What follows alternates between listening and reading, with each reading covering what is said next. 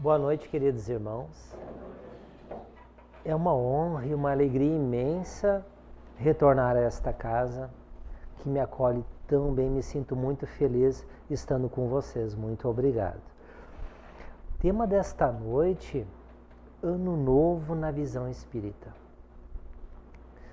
Pelos ensinamentos da doutrina espírita, nós poderíamos falar do Ano Novo em novembro, em outubro, ainda seria muito atual. Porque o que nós vamos falar hoje justamente é sobre nós, sobre eu novo, como diria a Rosa na semana passada. Então, rogando ao Mestre Jesus e aos amigos espirituais que nos ilumine nesse instante, porque o tema que vamos falar, ensinamentos de Jesus à luz da doutrina espírita, é de fundamental importância a nós todos. Sempre na virada do ano, partindo para o outro ano, é uma data especial para nós todos, porque parece que depois do Natal ainda, atingidos pelas boas vibrações que essa época do ano nos traz, parece que aí encontramos um tempo para fazer um certo balanço das nossas vidas. Não é difícil encontrar as pessoas que se propõem a novas coisas, que se propõem a fazer coisas diferentes ou coisas que nunca tinham feito ainda. Não é difícil também a gente ver nas redes sociais algumas pessoas se comprometendo com brincadeiras do tipo Ano Novo ou 2019, hashtag regime e academia, porque é uma proposta pessoal onde eles querem então se sentirem melhor com o seu corpo físico. Mas são tantas as transformações que nós nos propomos e muitas delas mesmo nós não conseguimos fazer. Muitas delas nós abandonamos já talvez na primeira semana, que não temos a persistência, a força de continuar, de perseverar nessas mudanças. Então, nesse intuito, com esse objetivo, nós elaboramos um trabalho que é baseado no Evangelho segundo o Espiritismo. Vamos citar o Livro dos Espíritos, mas principalmente as obras da Joana de Ângeles e também do livro Educação dos Sentimentos, do Jason de Camargo. Quando nós nos propomos as nossas mudanças, em qualquer época do ano, mas por onde nós começamos? Sempre é pelo pensamento. O pensamento, ele muda ou se caracteriza principalmente pelo que nós somos. Porque pensar, todos nós pensamos. Quando nós vemos uma situação, nós podemos ter pensamentos diferentes sobre aquilo que foi visto ou sobre aquilo que foi falado. Não é diferente nas palestras. Cada um de nós pega alguma coisa. Às vezes uma palavra que o expositor falou pode mudar os nossos pensamentos para melhor. Então, quando nós nos propomos a essas mudanças pelo pensamento, nós temos que lembrar de nós espíritos. Porque a nossa bagagem espiritual vai também configurar a maneira como nós pensamos. Então, digamos que eu posso ver alguém com uma necessidade na rua, por que não dizer caído na rua? Eu posso pensar, deve estar bêbado ou drogado e não me é da minha conta. Ou eu posso pensar, será que ele precisa de ajuda? Vejam que é a mesma cena com dois pensamentos bem diferentes, bem opostos uns dos outros.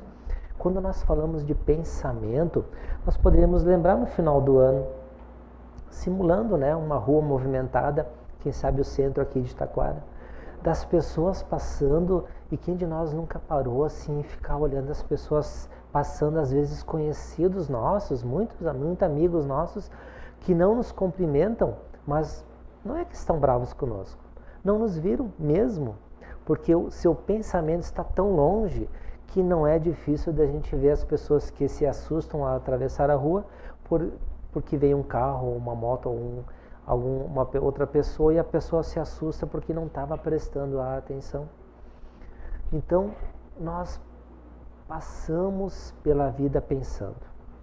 E nessa época do ano a gente pensa um monte de coisa, principalmente na compra de presentes, nas visitas de entes queridos que vêm nos visitar. Às vezes só tem a época das férias do final do ano para isso, ou nós irmos para algum lugar especial. Então nossa cabeça sempre está a mil, pensando e pensando e pensando.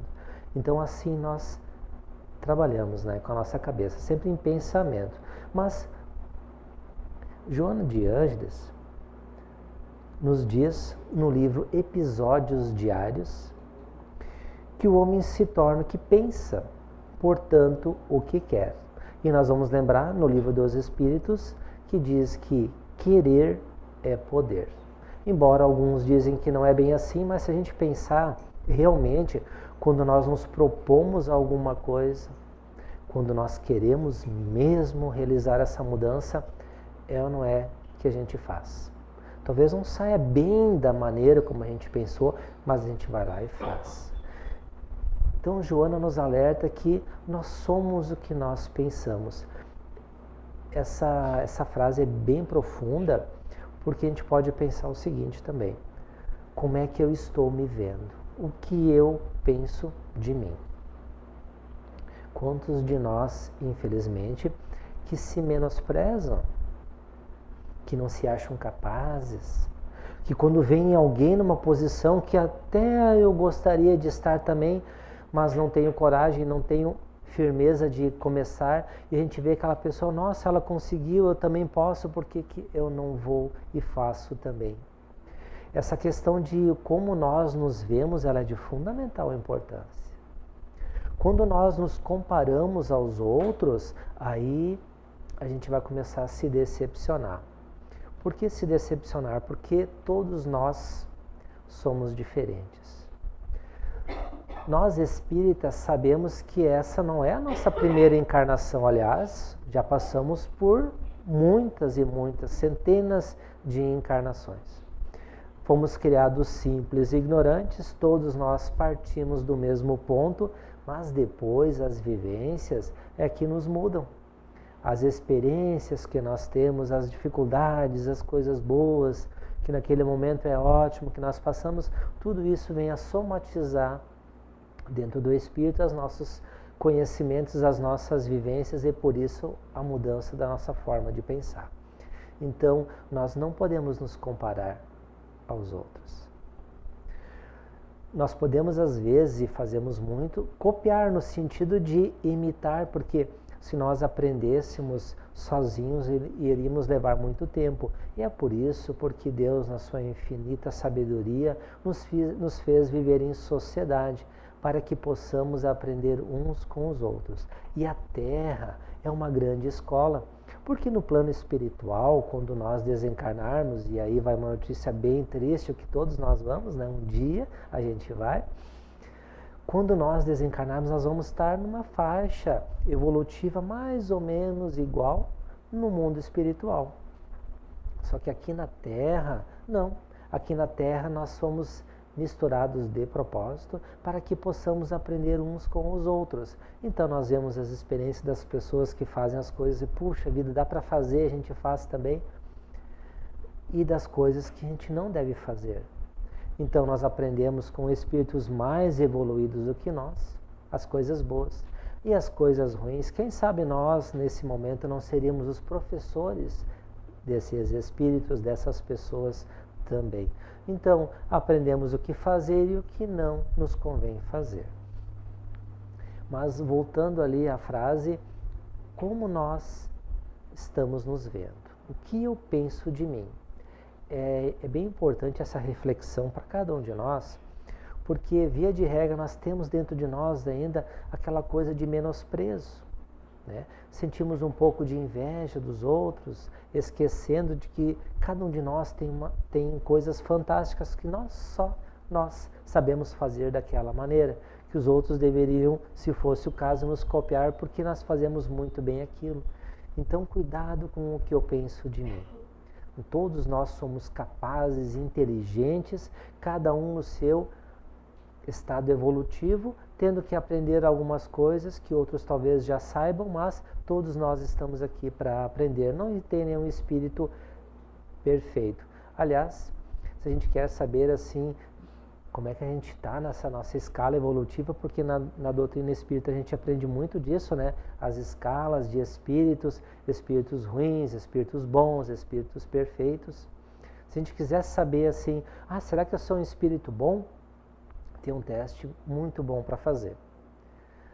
Nos diz no Evangelho: se por alguma vez, por algum instante que eu me lembre dessa encarnação, por algum instante eu tive qualquer que fosse um sentimento de inveja, de rancor, de mágoa, de desejo de vingança, se eu tive qualquer um desses, eu ainda não sou um espírito bom.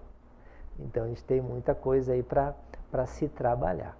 Mas, voltando ainda, Joana de Ângeles nos complementa dizendo nesse livro: acostuma-te então a pensar de forma edificante, assume uma postura vitoriosa. Então Joana de Ângeles nos faz refletir, e depois disso o que a gente pode fazer? Assume uma postura vitoriosa. E o que é isso de assumir uma postura vitoriosa? Ela nos diz que nenhum de nós é coitadinho, que nenhum de nós não tem capacidade, que todos nós podemos sim atingir os nossos objetivos, com perseverança, com vontade, querendo mesmo mudar. Então, todos nós podemos fazer isso. Então, como é que a gente consegue? Pensa de forma edificante. Traça o teu objetivo, o que tu quer, almeja o que tu quer, põe um tempo para executar isso. Às vezes a gente precisa de tempo para executar, né? A gente se propõe algumas coisas, né? Eu quero um dia ser expositor espírita, né? Então, já digo que o expositor espírita sempre é o mais compromissado, porque ele fala várias vezes a palestra, porque ele tem que escutar várias vezes e vocês são contemplados com uma vez só. Então, a pessoa pensa, então tem que estudar, então tem que, como a nossa querida Marlene falou sobre o grupo de estudos, né? A gente precisa estudar, precisa se preparar, porque depois, com certeza, as tarefas vêm. Mas Joana de Ângeles nos diz por que a gente pensa de forma negativa. É bom que a gente entenda sobre isso aí. Então, no livro Plenitude, ela nos explica: o homem, desde as origens sociais, aprende a ter medo e conservar mágoas e desequilibrar-se por acontecimentos de pouca importância, desarticulando o seu sistema energético. E não é verdade, a gente aprende pelo medo. Como é que a gente educa hoje as nossas crianças ainda, né? Não vai lá porque tem não sei o quê. Não, tudo a gente põe medo, porque é uma forma ainda de, pelo medo, né, pela dor, a gente conseguir ainda que eles façam o que a gente quer. Mas nós sempre aprendemos pelo medo. Há pouco tempo atrás, graças ao advindo do Espiritismo, nós aprendemos a amar a Deus e não a temer a Deus. Vejam que a diferença é enorme. Nós, espíritas, e eu digo privilegiados porque a doutrina espírita, além de nos consolar, nos esclarece, que é muito importante. Então ela nos diz, né, que Deus não castiga. Então, se alguém faz alguma coisa errada, Deus vai me castigar por isso? Não, é a gente mesmo, né? Nós temos que aprender, a gente tem que refazer as coisas mal feitas, mas não é castigo de Deus. Se a gente pegar na história, como o homem entendia essas coisas, né? São coisas que hoje nos parecem com certeza ridículas. Por exemplo, um filho, por exemplo, de uma mãe que não teve um companheiro ao lado, aquele filho, então, deveria ser castigado porque ele é um pecador. Vejam que não tem nada a ver com o que a gente aprende na doutrina espírita, mas para muita gente ainda isso é verdade. Então vejam que tem muitas concepções de medo que nos prejudicam muito. Nos livros mediúnicos e nos grupos mediúnicos, nós vemos muito irmãos nossos que desencarnaram e, chegando ao plano espiritual, não viram nada daquilo que era ensinado, que procuram muitos ainda ficar deitados dentro do caixão, esperando o dia do juízo final. Isso não é engraçado, porque para nós a gente sabe que não é, mas para quem não sabe como é difícil, então é usado o medo para que a pessoa se corrija ou faça aquilo que as pessoas queiram que ela faça. Então, o que acontece? Nós aprendemos a conservar as nossas mágoas, porque quando nós somos crianças a gente esquece logo. As crianças estão brincando, brigam, 2 minutos depois ninguém lembra mais, estão voltando a brincar de novo. Mas nós adultos não, a gente lembra daquilo, já nem cumprimenta mais a pessoa direito, já vai afastando, de preferência que não fique mais perto de nós. É ou não é assim? A gente age assim. Quando não, às vezes não prejudica aquela pessoa com dizeres ou com atos mesmo, né? Então a gente fica lá guardando aquela mágoa, mas Joana de Ângeles já nos alerta, isso é prejudicial para quem? Para quem faz. Porque vai nos desequilibrando. Colocando em exemplo prático, o que é isso? Nenhum de nós chega em casa e diz assim, hoje eu fiz um inimigo, e fica feliz. Não é assim, né? O inverso é verdadeiro. Conheci uma pessoa fantástica, a gente fez amizade, coisa e tal, já me incluiu no Face, no WhatsApp, né? A gente fica feliz porque encontrou uma pessoa que a gente gostou. Vejam que isso é organizar o nosso organismo, é se sentir feliz, porque o inverso vai nos deixando tristes e doentes. Joana de Ângeles continua nos dizendo, passa por um aborrecimento, depois por outro, e assim cultiva os vírus emocionais que facultam a instalação de processos degenerativos, responsáveis pelo agravamento das suas doenças. A gente vai assim rapidamente falar de uma doença que dizem que 10 a 20% da população tem, que é a chamada depressão. A doutrina espírita ela é muito sintética na explicação da depressão. A depressão é o quê? Não aceitação de alguma coisa. Se a gente pensar, é bem verdade. É o nosso orgulho, uma das chagas da humanidade. O que é depressão? Não aceitação. Aconteceu algo que eu não aceito e pronto, vou me deprimir, porque a depressão ela não se instala do dia para a noite. Ninguém acorda de manhã, hoje é tarde eu vou ter uma depressão. Não é assim. O que acontece? Lá com a mágoa, né? Aconteceu uma coisa e aí o que acontece é muito diferente para cada um de nós. Por exemplo, eu talvez não aceite bem um fim de um relacionamento amoroso, a perda de um ente querido, porque são coisas que não dá para substituir. Não tem aquela pessoa única e não está mais comigo, então eu não aceito. Não aceito e pronto. E daí o que eu faço? Vou me magoando, vou me fechando, não falo com mais ninguém porque ninguém pode me ajudar mesmo. Já não saio de casa porque não tem graça, já não me alimento porque não tem sentido e a depressão está instalada. E quem já teve sabe como é difícil o caminho de volta para a gente ficar de novo com saúde. Então tudo acontece porque nós permitimos, com o nosso pensamento. Porque nós não entendemos ainda que todos nós um dia vamos desencarnar.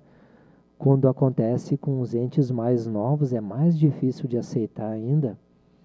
Nós talvez não aceitamos que alguém não queira mais ficar com nós, que tem outro caminho para seguir.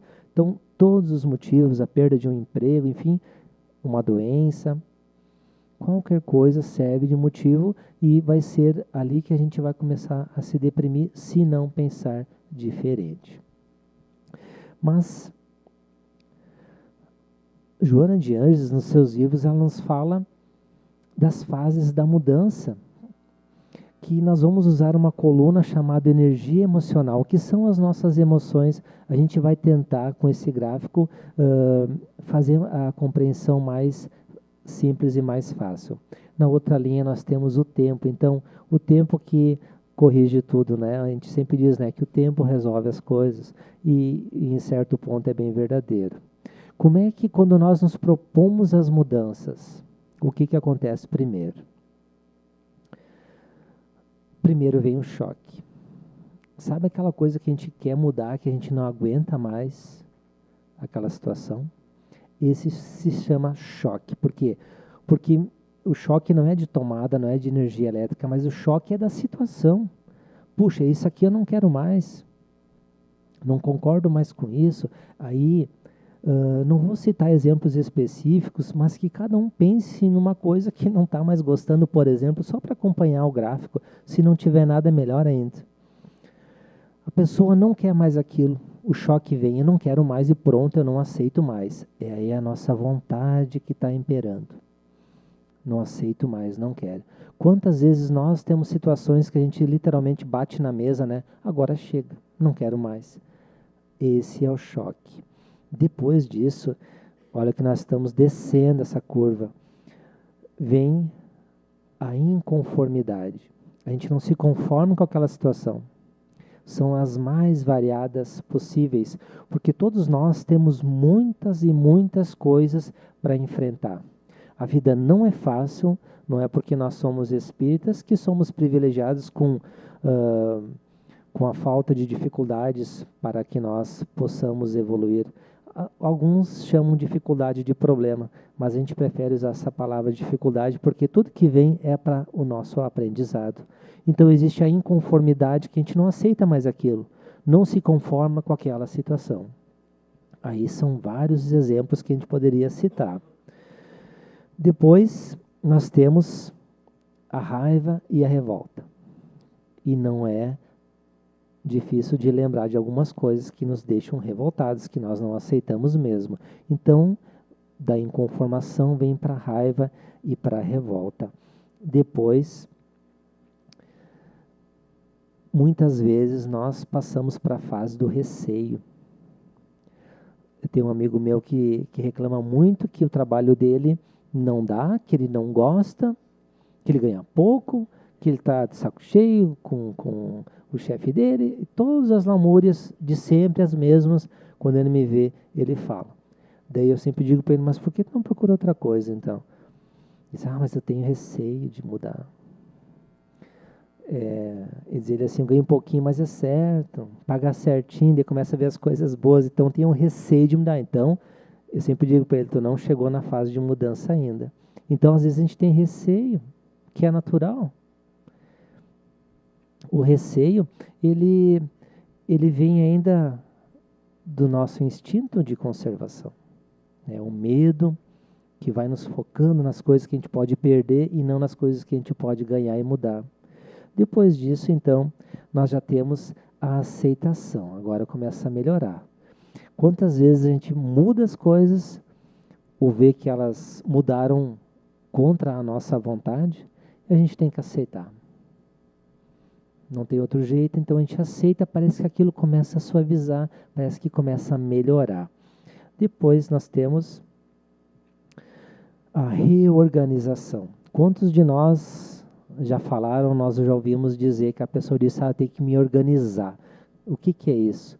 Quando a gente diz que tem que se reorganizar, o que a gente faz geralmente, né? Tira as coisas que não nos servem mais, aí serve, por exemplo, um modo de um comportamento nosso, até uma limpeza de nossa casa, enfim, a gente tira o que não quer mais e deixa só o que a gente quer. Isso é a reorganização da nossa vida. Depois a gente tem a revitalização, a gente já está subindo nessa curva, agora está ficando melhor.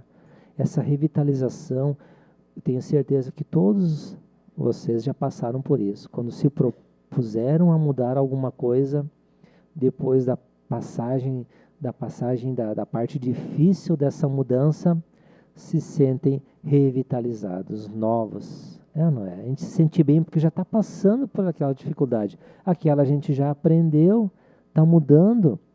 E aí que vai externar, então, na mudança propriamente dita. Ela não é fácil, ela não é assim em 5 minutos, tem coisas que levam anos para acontecer, outras já são mais rápidas, mas todas elas culminam com essa imagem da nossa felicidade.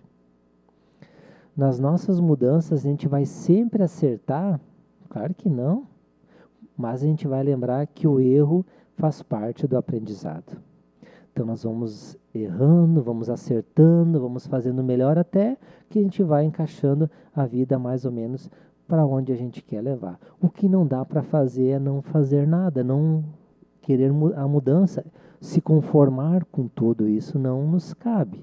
Então, aquilo que a gente não está gostando, que não está bom, a gente precisa mudar. Então, a gente tem essa carinha de felicidade. Se essa mudança não foi boa, que a carinha não está feliz, começamos de novo aquele gráfico e continuamos até dar certo. Mas o que nos importa mesmo é pensar na nossa renovação espiritual, nas nossas mudanças de comportamento, de pensamento. Aí Joana de Ângeles nos dá uma outra dica. No livro Liberta-te do Mal. A primeira característica daquele que se propõe à renovação, então ela diz, né, a primeira que aquele que se propõe à renovação precisa ter é irrestrita confiança em Deus. Como pode isso? Quando nós confiamos em Deus, essa confiança em Deus é irrestrita por quê? Porque muda, é um diferencial enorme daquela pessoa que confia em Deus de verdade e a que ainda duvida um pouco. Porque aquela que confia realmente em Deus, ela se alivia das suas dificuldades. Porque muitas vezes as nossas dificuldades passam por problemas de relacionamento ou coisas que nos revoltam e nós não achamos justos. Quando nós entendemos que Deus é o nosso Pai, que Ele é infinitamente justo e bom, porque bom todos nós somos, mas nós não somos justos ainda, porque a gente sempre procura ir ajeitando as suas coisas, né? Os seus entes queridos, primeiro lugar, mas Deus não. Deus de forma igual nos ama. No Evangelho nós já encontramos a lição, né? Que Deus faz que nasça o sol sobre os bons e sobre os maus, a chuva sobre os bons e sobre os maus. Então, todos nós Ele dá as mesmas oportunidades. Quem Deus ama mais? Aquele que faz tudo como Ele quer ou aquele que ainda não faz, mas está aprendendo, que está começando, que não sabe? A gente pode dizer que Deus nos ama da mesma maneira. E Ele nos espera, Ele nos aguarda. Então, quem confia em Deus tem uma mudança de postura.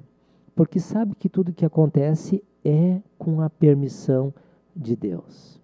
Ah, mas as injustiças que acontecem, a gente pode lembrar que existe o injusto, existe a injustiça, mas não existe um injustiçado. Tudo que nos acontece tem a permissão de Deus, porque não cai uma folhinha de um pé de árvore sem que Ele permita. A gente tem que ter essa certeza, por mais difíceis que sejam as nossas dificuldades, porque quando a vida nos sorri, quando está tudo bem, é muito fácil amar a Deus, né? Ah, é uma beleza, Deus me ama, né? Mas quando as coisas não estão bem do jeito que eu gostaria que estivessem, não é difícil a gente escutar que Deus não me ama, que Deus me esqueceu. Nós temos que ter uma postura diferente de pensamento, porque no pensamento a gente vai agir diferente também. Numa doença, por exemplo, né? A gente pode dizer uma doença difícil que nos ataca. E a gente sempre vai lembrar que a doença é o quê? Do espírito. O corpo ele só se manifesta, mas é o espírito que está precisando passar por aquela dificuldade, porque as doenças, elas nos ensinam muito, né? Se nós não nos revoltarmos. Se a gente aprender quantas vezes a gente precisa ficar de cama e começar a repensar a vida, repensar diferente as coisas, ver quem realmente nos quer estar ao nosso lado em momentos difíceis, né? Porque a gente sempre diz, né? Quando a sorte nos sorri, quando a gente faz festa, sempre a casa está cheia, mas depois nas dificuldades a gente vê, né? Quem são os verdadeiros amigos. Então, quando a gente confia em Deus, sabe que por que só pode acontecer as coisas com os outros e não comigo, né? Em vez de por que comigo, a gente pode dizer comigo também. É uma mudança de postura porque não existe revolta. Existe entendimento, não é conformismo. A gente vai correr atrás e vai tentar mudar a situação. mas existe o entendimento. Então, Joana nos diz que é irrestrita confiança em Deus, porque que se exterioriza em forma de tranquilidade em relação a todos os acontecimentos existenciais, entregue à diretriz superior e feliz pela oportunidade de elevação espiritual. Na verdade, as dificuldades fazem o que conosco? Que nós aprendamos e nos tornemos mais fortes.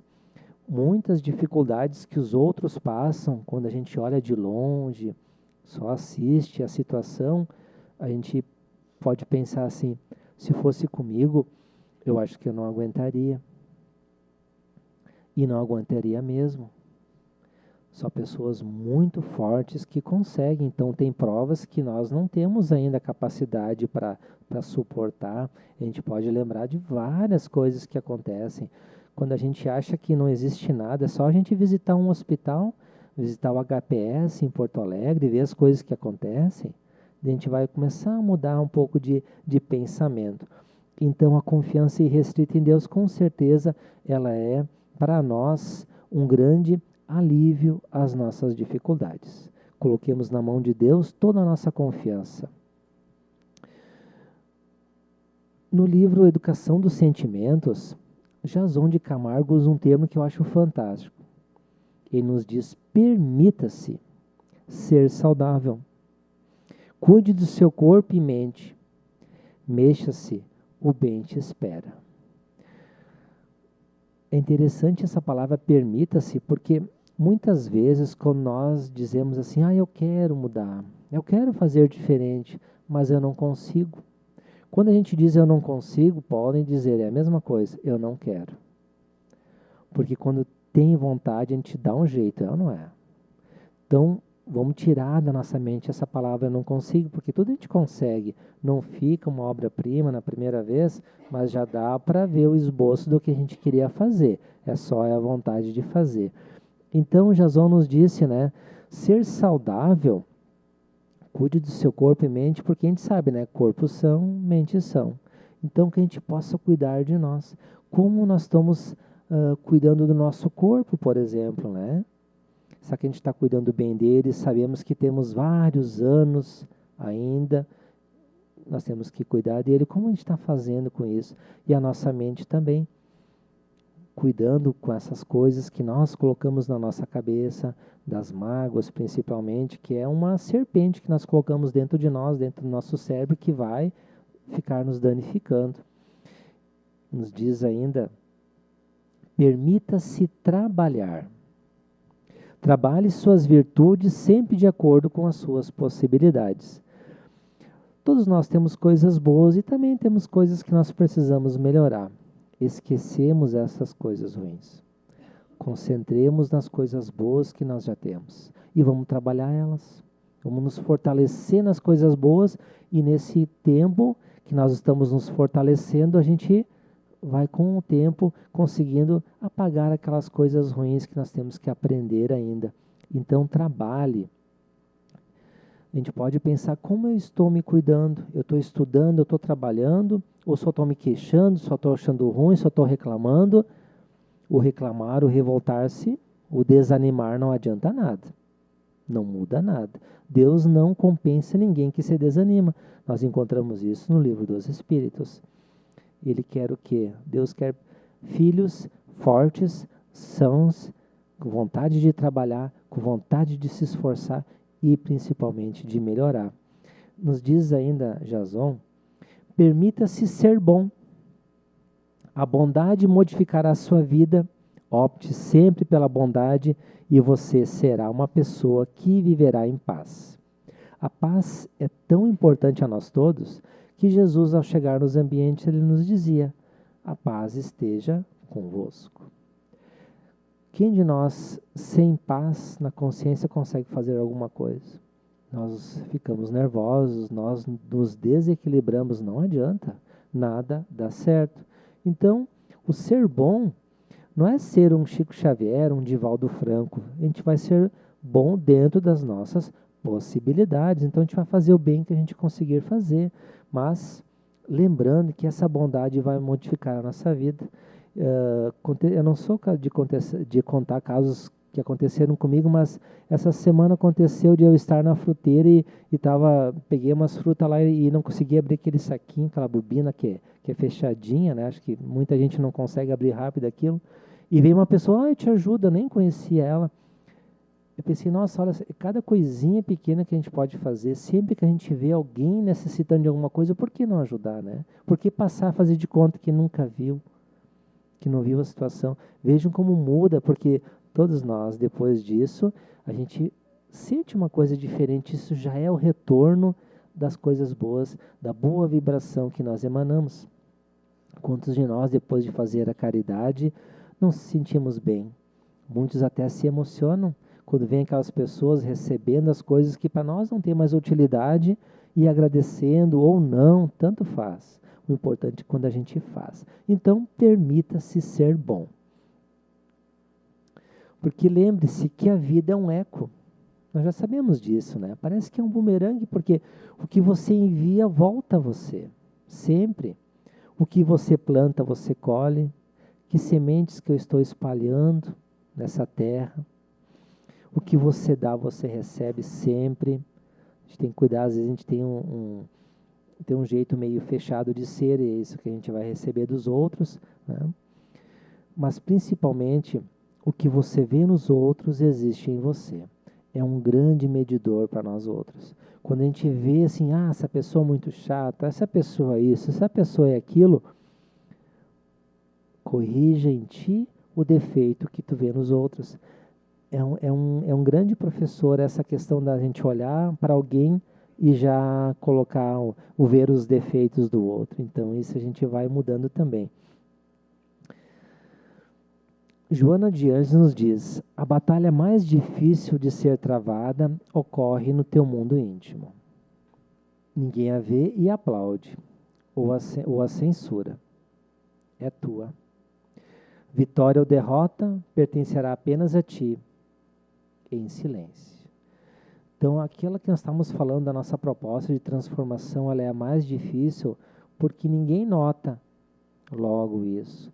Tem coisas que a gente tem que mudar em nós mesmos, que aquilo nos tira assim, nos deixa muito incomodados com as coisas que acontecem. Mas em pouco tempo as pessoas notam a diferença do nosso comportamento. Isso é uma característica da doutrina espírita. Muitas pessoas dizem, nossa, como tu é calmo. O que tu faz? Onde é que tu vai? Outros dizem, nossa, mas como tu mudou? Tu não é mais o mesmo. Isso é as mudanças que a gente vai fazendo aos poucos e silenciosamente. Porque falar é fácil, o fazer que é mais difícil, né? Dos níveis de ignorância, nós temos 3 principais, que é o não saber mesmo, né? Mas depois nós vamos aprendendo que depois de não saber, depois que nós sabemos, é o fazer o correto, que a gente aprende as doutrinas. A doutrina espírita nos diz que é o ensinamento de Jesus. Mas o depois de fazer, principalmente o sentir. Então nós vamos sentir aquilo que nós estamos fazendo. Porque o Mestre já nos assevera: a cada um de nós, segundo as suas obras. A transformação que eu fizer em mim vai ser bom para mim, mas também vai ser bom para minha família, para os meus amigos, para a sociedade toda que eu vier. Então lembramos das obras que cada um de nós está fazendo. E lembramos também que a gente pode mudar, o ano só está começando, né? A gente pode fazer melhor, pode dar o nosso melhor para que isso aconteça.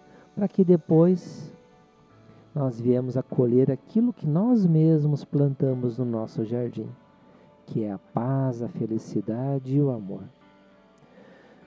Nós estamos no nosso horário, então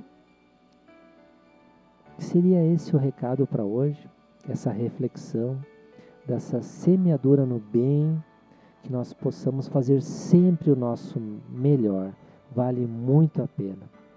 Muito obrigado a vocês pela essa ótima oportunidade que vocês me deram, muito obrigado a todos, e que assim seja, graças a Deus.